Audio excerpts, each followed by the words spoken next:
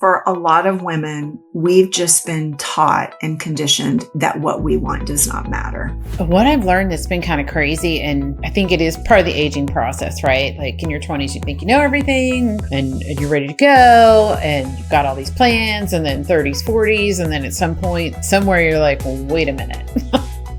This moment is the only moment. And for some of us, it's because of a difficult situation that we're put in or something happens. For others, it's just you wake up one day. I believe that's another reason why at this point, a lot of women of middle age and beyond are like, whoa, what I've been doing is not working. And maybe we're just mature enough, or maybe we finally decided to put ourselves first to listen. Here at the Joy Experiment, women create success that feels as good inside as it looks on the outside. Through real conversations, stories, and practical embodiment, you'll reconnect with your values, your energy, and your peace. The Joy Experiment is where success and soul finally meet. Join us weekly for this and more. Hi, Lisa. It's so good to see you. Hey, Roberta. Great to see you too. Welcome to the Joy Experiment podcast. I'm here with Lisa Murphy. She's a vibrant living coach. I've known Lisa for a while, but we haven't talked in forever. So how have you been? What have you got going on? Man, it's great to catch up. And I love the Joy Experiment. What a fabulous name. I'm all about that. And I'm all about the changes that you're making. And I've been making some changes myself. So it's great to connect. Yes, I noticed this. You know me as a marketer for mostly real estate agents. And the last time we interacted quite a bit, you were still doing only nutrition, I believe, coaching, health and wellness. Yeah. And I'm still a health coach. I used to focus more on what I called healthy aging. Mm-hmm. And I kind of thought, nobody really likes the word aging. And there's so much anti-aging marketing in the world that it's like, you know what? It doesn't really matter how old you are, but let's talk about, are we living vibrantly? And, I'm a woman of a certain age, so It just kind of goes along with it. It does go along with it. And, there's so many quotes, like it's not the number of your years or the years in your life, it's the life in your years, these type of things. Yeah. But a lot of times we're taught to wait, that's down the road, right? If you just do this now, if you just put in all this hard work now, if you do all this misery now, somewhere down the road, when you've earned it, then it'll be fun to be in your body. Then you can retire and use your money. Then your relationship will be, and your business will be joyful or enjoyable or, whatever. And I see you on Facebook and other places where you're really enjoying your life right now. I think that's what you're talking about now. And that's what I'm talking about now. This is truly all we have. So don't postpone joy, and let's find joy in the day-to-day. Let's find joy in the teeny weeny little movements or little moments. And let's don't wait, because really nothing's guaranteed beyond this very moment. It isn't. And what I've learned that's been kind of crazy, and I think it is part of the aging process, right? Like in your 20s, you think you know everything and you're ready to go and you've got all these plans, and then 30s, 40s, and then at some point, somewhere you're like, well, wait a minute. This moment is the only moment. And for some of us, it's because of a difficult situation that we're put in or something happens. For others, it's just you wake up one day. I don't know if it's always has to be in middle age, but it seems like for women, we either put so much pressure on ourselves, or then you're in the family, raising children or doing whatever it is. It's not what I chose. I don't think you have children either, do you? No, I chose not to have children. Yeah. Both of us chose not to have children, but whatever it was you chose. And then at some point it's like, I did everything I was supposed to. And this does not feel like it's supposed to feel. Yeah, no, I think you make such a good point. And for women who did have children, when you get to middle age or, our age, the children are more likely to be grown or more independent, And so I think that's kind of a natural consideration point for middle-aged women, is when their life is changing dramatically because of kids. And for those of us who chose not to, we may have been in a career for decades, and all of a sudden we wake up and go, wait a minute, either, I'm not really crazy about this and maybe I never was, or it's time for me to do something different or even retire. So I think there's just all these built-in points where we can really stop and consider, Am I living a joyful life? Am I living a vibrant life? Yeah. Am I even living the one I want to live? Like you just said, like a lot of times we're not. So I'm looking at my phone, but I'm not texting anyone. I had written down some notes and I love your program that you have now. Create a year you can actually step into. This is your Big five visioning. Exactly. Big five visioning. Exactly. I love that. So what does that mean? Like, I think most of us are somewhat over the New Year's resolutions. A lot of us are still doing goals, especially if you're an entrepreneur, or if you're in business or sales, we're taught to build in goals. I know we used to, like when I was reading through your program, it really resonated because I did it every year. Like, what are my numbers going to be this year? What are my goals going to be bigger than last year? What is it? It always had to be bigger. You couldn't set a goal that was, can I just enjoy my life this year? No, you have to do more. Not allowed. Yeah. You have to do more business while enjoying your life. More. Like everything's always more, right?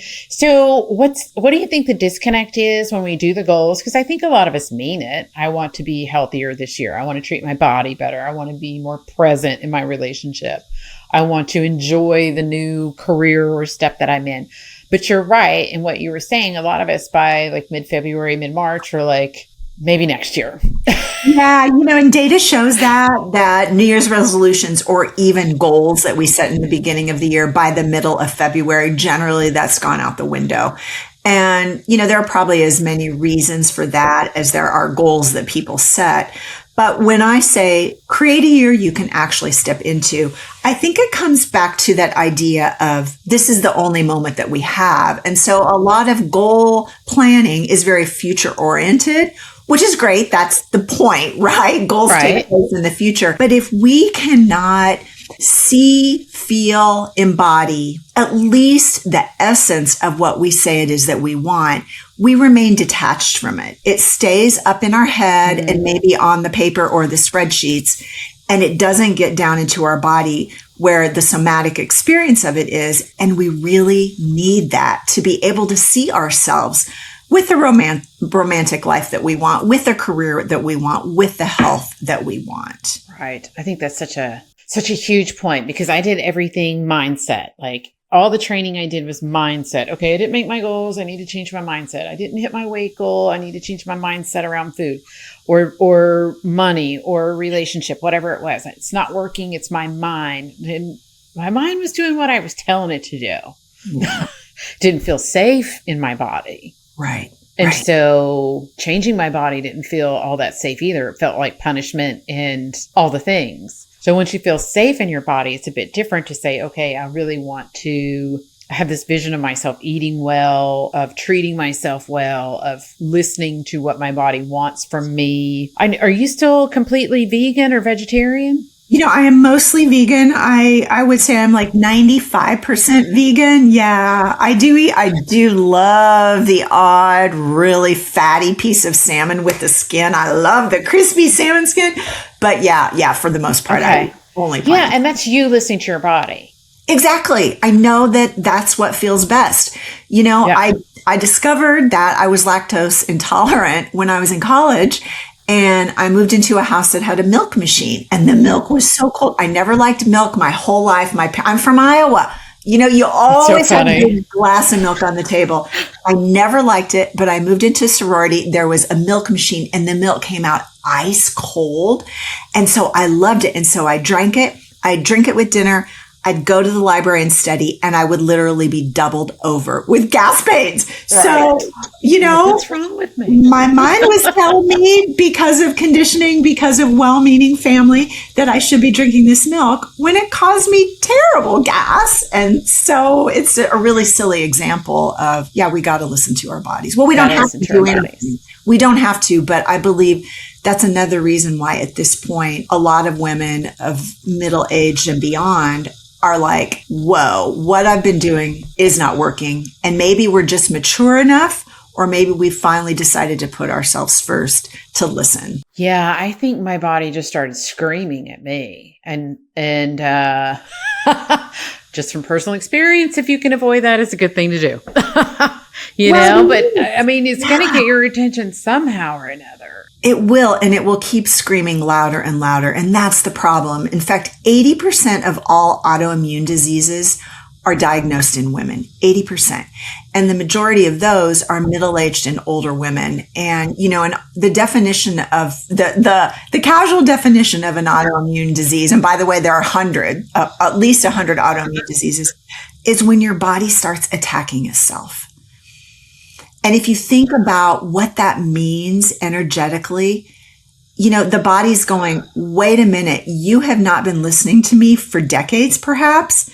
I am going to start yelling at you louder until you clue in. Yeah. Do you help me?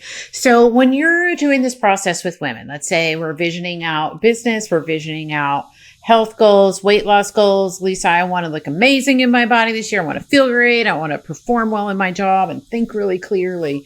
How do you help them? Because I find it's a position I found myself in, but a lot of people are disconnected from their bodies because when you are taking that advice that we hear, right? Maybe you're locked into, I need to be super skinny, or you're locked into, I have to be vegan, or you're locked into with your business, these goals need to be bigger and bigger and bigger. So we disconnect from ourselves. How do you help them reconnect back in? And maybe how did you reconnect back in? Maybe that's where you start with that knowing. Yeah, I think sometimes knowing what you don't want helps you to realize what you do want. And if the body's sending signals, or if our heart is sending us signals, literally and figuratively, like, whoa, there is just something off here, I think it's really time to drop in. And so what I do with my Big Five visioning is we treat it like a guided visualization. It is a guided visualization.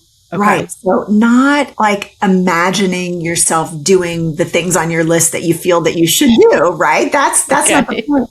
But it's like, okay, look, most of us have either career or vocation aspirations. If we're no longer working, what do we do that's important to us, or our purpose or our health? Most of us have some idea of what we really want for ourselves. We may not know what the particulars look like. So it is a heart-centered, I guide people through visualizing how they want their lives to look, how they want their lives to feel, the five senses, who's with you. It's actually creating a picture of what your desires look and feel like. So instead of it helps us to get out of the head and down into the body, into what it is that we really want. Yes. Does that make sense? Absolutely. Absolutely. I tell a lot of my clients to, and in my writing, I say all the time, use your imagination for good instead of evil, because we have been taught to imagine the worst case scenario. What could go wrong? Oh, hold my beer, right? Like, hold my glass of wine, because let me tell you what could go wrong, right? We're taught to, and I know some of this is from my upbringing, and just from their backgrounds. They always were, it was the preparedness. You need to be prepared. You need to be ready for the other shoe to drop. You need to be absolutely, have enough money, have enough food, you've steeled yourself tight enough for the other shoe to drop, because it's dropping. And the better it is, the worse it's coming, right? Okay, great. But once you release that narrative and stop with the habit of constantly saying, okay, and I love what you say that sometimes it's good to start, okay, what don't I want? Because then that point can point you directly to what you do. And from there, you can start releasing the things that you don't. I don't want to fight with my body. Okay, so how can we help you do this without fighting with your body? Exactly. Yeah. And I resonate and respect what you said about we're wired for the worst case scenario. And just to give everybody some slack, that is evolutionary and brain-based, right? Like we are wired, our nervous system is wired to be wary of what we perceive as danger. So it's pretty much anything unknown or untried. So it's just so we can survive. However, we don't live like cavemen, hopefully, any longer, or cave women, right? So we don't really need that any longer. So we can retrain the way our brain thinks. And if we want to talk about mindset, this is a really fabulous mindset shift. Rather than looking at the glass half empty, let's look at it half full. And I don't mean to pretend that it's all good, because it is not all good in our world today. There are plenty of things that suck. However, can we learn to turn the volume up on what we want to see and turn the volume down on what's there, but we just don't need to focus on it as much. Right. I think for some people, they get so focused in on that. Like, how can I allow myself to be happy or not think about what's going on when some people have it so much worse? Yeah. And a mentor and somebody I listen to on their YouTube all the time is like, you feeling worse isn't making them feel better. You having less, living smaller, not fulfilling your purpose, your dreams, not visioning isn't making them any better. Absolutely not. And I believe there's room in this world for everybody to enjoy good health. There's room in this world for everybody to have a purpose that's fulfilling. There's enough abundance in this world to go around for everybody to have their own share. We just have to believe that we can have all those things. And I believe that starts with a feeling in our body, not what we're thinking in our head. I agree with you.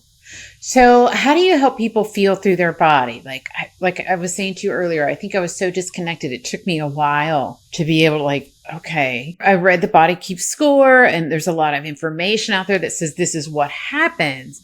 I find there's not a lot of information, and we're outside of information. We're into feeling, right? Just getting used to. Is there exercises you help them do? Or I know the visualization. What else to For sure. Lisa, how do I feel this in my body? When I write this down that this year I wanted to make money and feel joy at the same time, how do I feel this in my body? Great point. I haven't come across a how-to either. And this is not a skill that I was born with. And I believe, especially as women, we were taught and we learned to disassociate with the signals that our body was telling us because we had to please everyone else. I'm supposed to drink milk. Mother said, okay, right. Never mind the fact I'm doubled over with gas pains, right? We've over the years, we've just taught ourselves the opposite. So right. I remember the very first coach I ever had, and I really believe in investing in my own personal growth and investing in mentors and coaches. And I know you do too. The very first coach that I had asked me, where are you feeling it? Where are you feeling this in your body? I don't remember what the topic was, but she asked me, where are you feeling this in your body? I had no flipping idea. I had no idea what she was talking about. Truly no clue. No clue. Right. So this is something that we have to practice, and we have to, we don't have to do anything, but if we want to develop this skill that we actually already possess, it's this inner knowing, it might take some practice and some patience and just a little bit of loving kindness. And I think one of the first, easiest, simplest ways to practice this is with a very simple body scan meditation. Okay. Where you can do this. There are lots of guided versions out there. I talk my clients through this all the time. You can do it for yourself. You basically just go through the various parts of your body and notice. So may I take about 20 seconds here and guide you through? Absolutely. I would love it. Let's do it. All right. So sit up really tall, stand up really tall. That's it. Take a big breath in. Big breath out. And simply notice your belly. Are you feeling any sensations there? Is there tightness or tension, butterflies? I have a little tightness in my lower belly. Okay, perfect. You don't need to do anything about that. Simply notice it.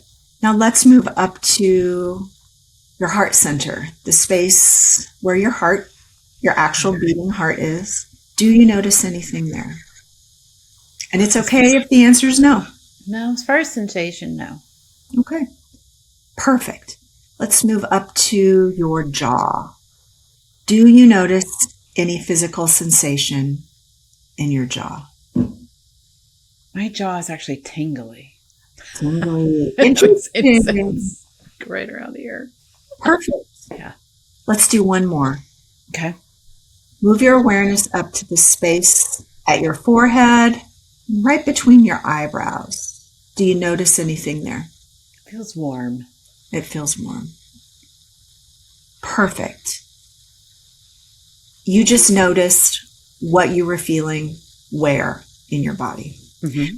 So we start there, just some general awareness, getting comfortable feeling into the parts of the body. Okay. And we can add on layers, inviting or asking those parts to soften, to relax, never forcing. Again, we're just getting to know ourselves in this way. I think what I noticed the most when I started doing somatics is how often I was like just fully braced. Yeah. And it was such a natural position, you know, and you like somebody walks you through like what we just did, like lower your shoulders. And then I remember reading somebody saying, unclench your jaw. And I'm like, well, that's just weird. And then I was like, oh, like, right? Unclenched. Okay, hold on. Like, but the other thing is it may sound silly to some or like, all right, why would I do that? Once you start, the nervous system will go with. Mm-hmm. And then what you were saying earlier about our evolutionary experience, we were and we still are built for fight, flight, freeze, but you're not supposed to be there all the time. Right. And that's the problem in our world. We've got these devices. We've got the 24/7 news cycle. We are being dripped stimulation constantly. And unless we are really on watch for that, it exactly what you said keeps our nervous system incredibly amped up in fight, flight, or freeze. And the body cannot function. It cannot heal. It cannot be well when we're in that state all the time. Right. The interesting thing to me with the goals, and when you go back to that visioning, when I was doing some of this work, I realized that I was fight and flight, which produces freeze. You don't know what to do. So a lot of times I would be like, I know what to do. Like, these are the goals I set. I know how to get there. I know how to do, but I couldn't do it. And it would show up in either procrastination or it would show up in, I need to take another course. I need to talk to a different coach. I need to call my coach. I need a better coach. I need more information. I'm going to order some more books when it's actually just my nervous system needed release. Absolutely. And that is the importance of the visualization. We have to be able to see even the teeniest glimmer or feel even the teeniest glimmer of what our achieving our goal will look and feel like. If not, there is no way our nervous system will feel safe going for that goal. And what you described, I experienced it myself and I experienced it with clients. We've got one foot on the gas and one foot on the brake. And the car's like, does not know what to do. I remember another early mentor, business coach. And still am very interested in public speaking. And she told me never to even consider leaving the house for, at the time, what sounded like an outrageous sum. Now, she was probably right. However, at that stage in my career, there was no way I could be an energetic match for that number. So it was never going to work. So is there the teeniest little thread that we can start to pull on? And often that starts with how we feel. How do we want to feel in our health? How do we want to feel in our careers? How do we want to feel? And it can start that simply. Yeah. Well, and start broad, right? Like, that's very specific. You want to be a speaker? Okay. You need to leave. You only do this. And you're like, oh, sometimes it's just broad. Can you see yourself on stage? Can you see someone wanting to hear what you have to say? No. Are there people that you like to see on stage? Are there people you want to hear what they have to say? So you can then start pulling it in and in. Okay, I can see myself speaking for local, for big, then you can say going to the gym and somebody handing you a 50-pound dumbbell first thing. You're going to be in trouble. Exactly. And it's not to say that we aren't going to be nervous or we might not have some fear around our goals. But when we learn to drop into our body, we will learn to tell the difference between I'm just a little nervous and this doesn't feel right. Right. That's that intuition piece. Yeah. And that's where I think, I feel like we are born with all these signals and we are taught, right? When you're little, you're taught, all right, nothing to cry about. Don't be sad. Don't be mad. Be happy. Be this, be this, be this, be this. And then as women, we're taught all kind of things about our bodies, depending on what religion you're in, what culture you're in, where you are in the society. Like, it's always something to do with women's bodies being a problem. So the disconnection of, and then to come back in. And there is a difference between I'm a little nervous about this and my body is on full brakes, right? We're going, no. Right. one of the interesting things they used to tell us when I was in mortgage sales is your excuses don't matter. And a long time ago, I was like, yeah, no, they actually really matter. In fact, they matter most, because when I see my excuses, then I know what's holding me, and then I can have the conversation. My excuse is I don't have enough time. Well, you do. So let's back up from there, right? But it's cool that you don't have enough time. So let's either find it or find out why you don't think you have enough time. Yeah. There's always something in those reasons, excuses, whatever you want to call it, that's your way of saying, I don't feel safe. I don't think this is possible. I can't. Like what you're saying about the visioning is so important. If you don't feel this is possible for you, then it's never going to happen. Like you say.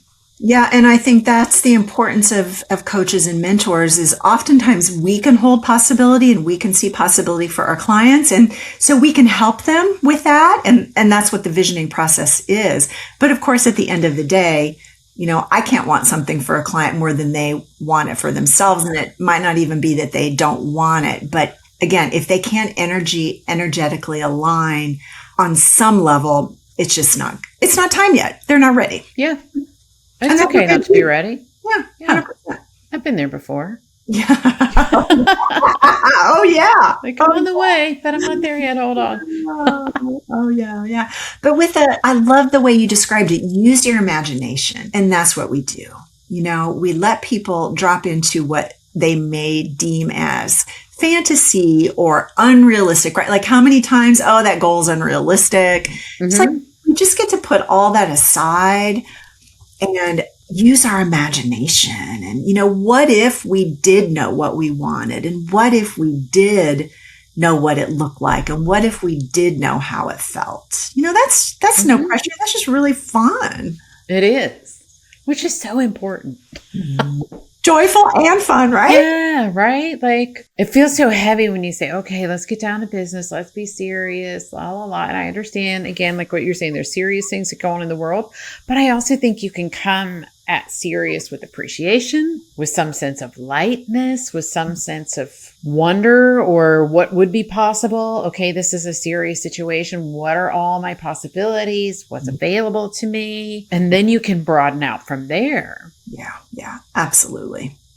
I think, again, for a lot of women, we've just been taught and conditioned that what we want does not matter. Pretty much. Yeah. Right. Yeah. So we've been taught not to listen to those signals in our body. We've been taught that we're not allowed to have desire and that what we want doesn't matter. And so that's what we can change. And that's the mindset shift. I'm with you on the mindset because I was told for years my problem was my mindset. Well, it was my mindset, And so was I supposed to think my way into another mindset? I mean, that just does not work, right? It doesn't. It seems like it would, right? Just change your thoughts. Like, right. Right. Yeah, you have to change that inner connection. We do. And we have to turn this down a little bit, our heads down, and really learn to listen to those inner knowings, which may take practice, and that is okay. Absolutely. Yeah, I feel like once you get that connection internally, somatically, into your inner being, your inner person, then the thoughts that are used to protect you mine just went away. I was like, one day I woke up and there was no one bitching at me inside of my head. I'm like, whoa, what happened? Because I was releasing all of that. Yeah. And I don't know, but before that aha moment, did you try to silence that? Oh, yeah. Absolutely. Right. I did a program in my sales career. There's a guy, I will butcher his name, so I'm just going to say the name of his book, What to Say When You Talk to Yourself. Very good work. There's a lot of research behind it. Absolutely recommend if you're dealing with self-talk or whatever.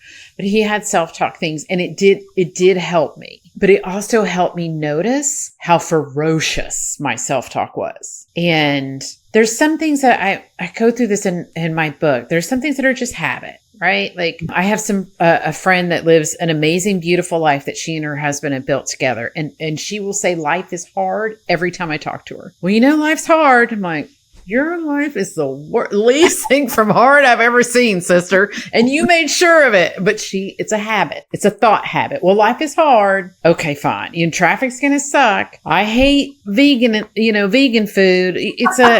Some things are just thought habits, right? Like, okay. I hate the gym. Maybe you do, maybe you don't. But some things are just habits. Some things are emotional responses in the moment. Like, this is bothering me right now. Okay. You just let that go. You feel your feelings, happy, sad, glad, whatever. We feel our feelings. But what I was experiencing was a turmoil that would just wind, it would go from traffic's bad to traffic's bad for me. Traffic's always bad for me. I'm always late. This sucks. I hate this. I wish I wasn't here. This ferociousness that was because I needed some healing. And so once that started happening, and that's your indicators, right? Some things are just habit. We say them to ourselves all the time. Well, I wish I didn't have to eat this salad. Well, do you? Is that just a habit that you say every time you eat a salad? Or, do you just need to feel your feeling? Well, I'm a little sad, but I love this salad. I'm going to eat it anyway. Okay. Well, you felt your feeling and off we go, right? And now I'm happy and I can appreciate this thing in front of me. Or are you looking at this salad going, I'm the only one who has to do this. Nobody else has to do this. And salad hates me and I hate, right. So this is beyond a mindset now, right? This is now beyond feeling your feelings. And there's something that there's some healing that needs to be happen or some release. A lot of that was somatic. I was surprised at how many things I had just held so tightly in my body that once you're able to release, I was like, I haven't screamed at myself in like a week or something. What did that feel like when you noticed you weren't screaming at yourself? It was amazing. Yeah, it was amazing. Our body is the canary in the coal mine, so to speak. Uh-huh. And if we can learn to clue in, okay, I'm clenching my jaw right now. That is really important information. And like you say, maybe it is just a habit, but until it always starts with awareness, and until we are able to notice these things. And I'm so sorry, but I can totally relate to what you talked about, your mind going like this. So when we have thoughts that we don't like, or we've been taught your mindset's the problem, then we're fighting it and we're trying to silence it. And we're having this terrible self-talk that yeah. It is that fighting that causes us to suffer. Yes. So the sooner we can accept reality as it is without pretending it's all good, if we can meet the mess and be real, only then can we drop in and decide what the next best move is for us. It's like the GPS in your car. If on your phone, if you don't know where you are, you can't tell it how to get you to the grocery store. So it's the same thing, but we do that all the time, right? We fight what is, whether it is our health, our weight, our bank account. The job, the career, the advice you're being given, the disconnection. Yes. And I remember specifically, Lisa, in part of that process, visually in my mind, and I could feel in my body me laying down my sword. Like I'm done fighting. Yeah. Like I'm not fighting my body anymore. I'm not fighting my minds anymore. I'm not fighting my inner being anymore. I am done fighting. That was an amazing day.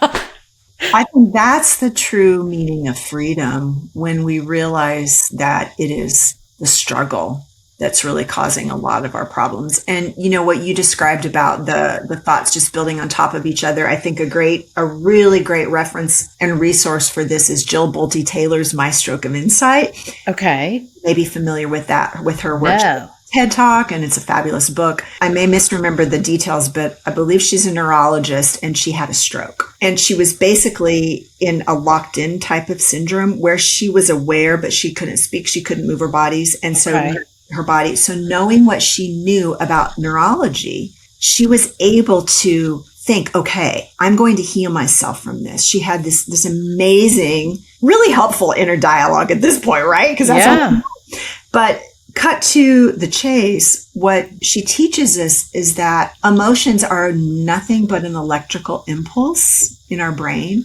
And the actual physiological impulse lasts for 90 seconds. Mm-hmm. So if we are still sad, angry, freaking out after 90 seconds, we're doing it to ourselves. Yeah. It is the story that we are choosing to replay. The reactivation. Yeah, definitely. Which is often a fight. We're struggling. There's something that we don't like, that we don't want to accept, like, salad for whatever reason. Right. Whatever reason. Oh, no, I was talking to another friend of mine. I was telling her, I had this moment where I was watching somebody order salad, and we had ordered a whole bunch of like junk food, whatever. Good stuff, right? Good stuff. I love what we tell ourselves is good and bad. But we'd ordered all this food, and I'm looking at this woman. I'm like, I wish I was the person who ordered salad. And my inner me was like, they're just words. Just order. Who cares? Just order the salad. And I had this tension of, I can't order salad. But I mean, my weight was spiraling at that point for emotional reasons. And it was like, okay, until you deal with the emotional reasons, the excuses, as they say, it's almost impossible just to say, you know what, I think I want a salad. And that's what becoming aware of sensation in your body and visualizing what you want, even in a very broad stroke, that can be so helpful, because otherwise we just are so stuck in our head. Again, the number on the scale, the image on Instagram, like all of that, which really, it has nothing to do with salads, of course, right? Right. But what is it that you really want for your body?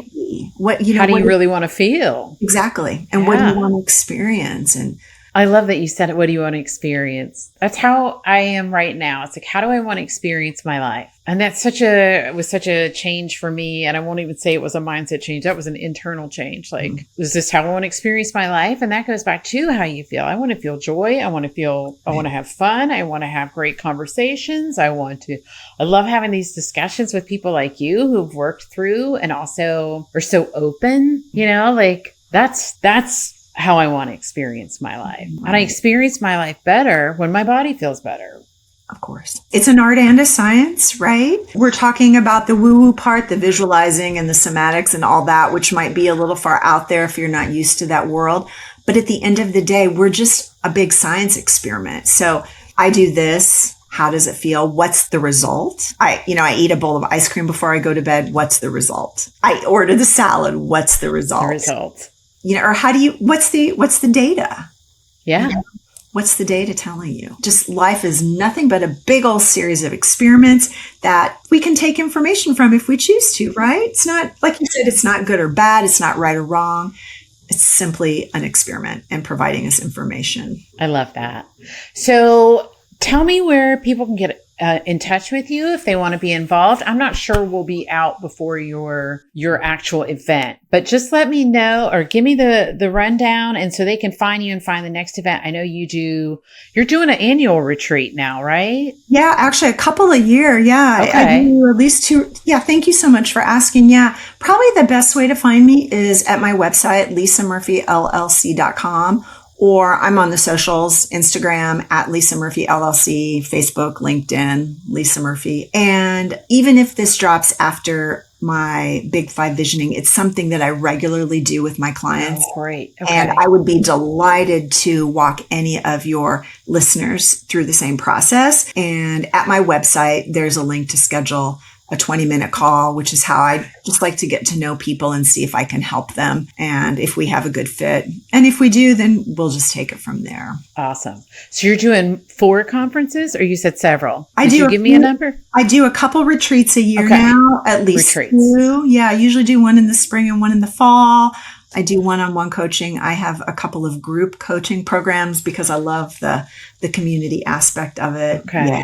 Yeah. And your retreats are still in Blue Ridge Mountains? I do some in Blue Ridge Mountains. I've been doing a couple in the Midwest on the prairie. Fun. I know. Oh my gosh. Tell me about that. When did you start that? Oh my gosh. Well, I've done 2 out there in the Flint Hills. It's probably a part of the country that a lot of people are not familiar with, but it's actually a beautiful, peaceful, amazing, really unique environment. And it's nice and quiet, and the skies are big, and we have a beautiful retreat venue, and we just kind of lock ourselves in for all kind of goodness for a long weekend. Oh, that's lovely. Are you doing that one in the spring or the fall? I'm doing that one this fall. Okay. Yeah. And then I do have another one in the Blue Ridge Mountains this fall near Asheville. Okay. So The registration for both of those will be open soon. Anybody can Awesome. drop me a message and I'll pop them on the VIP wait list. Absolutely. I love that you're doing one out west. That is so cool. Yeah. I mean, think about how much we miss. We just don't even see the stars hardly anymore. I think it's about that connection. And that's why one of my big 5, I called that which is greater. And it's just our sense of awe. You know, what are we doing to experience awe in our lives? I love that. My word last year that I bumbled around with quite a bit was wonderment. That's a great one. When is the last time you just felt that, like you're saying, that sense of awe, like if it's nature, if it's something that is happening inside of you, an emotion that you're feeling, or like, wow. I know. So reconnecting with our imaginations, and I love it. I love what you're doing. Thank you so much for being here. I'll make sure all that's in the show notes. Fantastic. It's been great to chat. All right. And we'll talk to you soon. Bye. Bye.